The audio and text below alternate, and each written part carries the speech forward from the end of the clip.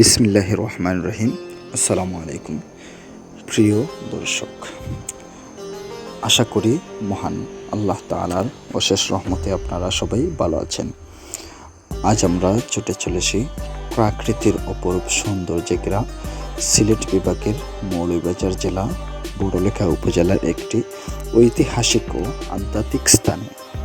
চলুন আমাদের সঙ্গে ঘুরে আসি হযরত শাহজালাল রহমতুল্লাহ আলাইহি এর 360 আউলিয়ার অন্যতম একজন পরিচিত হযরত ইয়াকুব আলী শাহ রহমতুল্লাহ আলাইহি এর মাজার শরীফ থেকে। এখানে আসার জন্য প্রথমে আপনারা বড়লেখা উপজেলার বড়লেখা বাজারে থেকে রয়তুলি বাজার পৌঁছাতে হবে। এরপর সিএনজি অথবা স্থানীয় যানবাহনের যেমন টমটম, রিক্সা মাধ্যমে সরাসরি যেতে পারবেন আপনারা এই কাঙ্ক্ষিত স্থানে, যা স্থানীয়দের কাছে কচুকাটা মুকাম নামে সুপরিচিত। মাজার প্রাঙ্গণে প্রবেশ করলেই চোখে পড়বে শান্ত, নিরিবিলি ও মনোমুগ্ধকর পরিবেশ। দর্শনার্থীদের জন্য এখানে রয়েছে সুসংগঠিত ব্যবস্থা, মহিলাদের জন্য রয়েছে আলাদা ইবাদতখানা এবং পুরুষদের জন্য পৃথক মসজিদ ও ইবাদতের ব্যবস্থা এবং জিয়ারতের সুব্যবস্থা।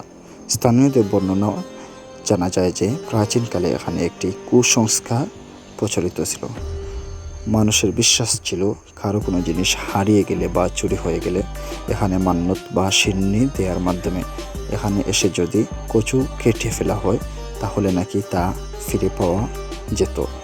তবে সময়ের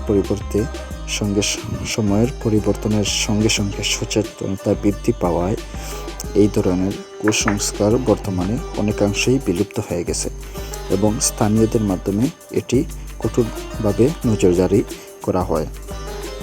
আজও এই স্থানটি তার প্রাকৃতিক সৌন্দর্য, নির্মম পরিবেশ এবং অত্যাধিক আবাহের কারণে অসংখ্য মানুষের হৃদয়ে বিশেষ স্থান দখল করে আছে। শহরের কোলাহল থেকে দূরে কিছুটা সময় প্রশান্তিতে কাটাতে চাইলে স্থানে যেতে পারেন। আপনাদের জন্য একটি সুন্দর গন্তব্য, তাই সুযোগ হলে একবার হলেও ঘুরে আসুন হযরত ইয়াকুব আলী শাহ রহমতুল্লাহ আলাইহি এর মাজার শরীফে। ভিডিওটি ভালো লাগলে লাইক, কমেন্ট ও শেয়ার করতে ভুলবেন না। ধন্যবাদ। সাথে ছিলাম শেখ মোহাম্মদ আবুল কাশেম।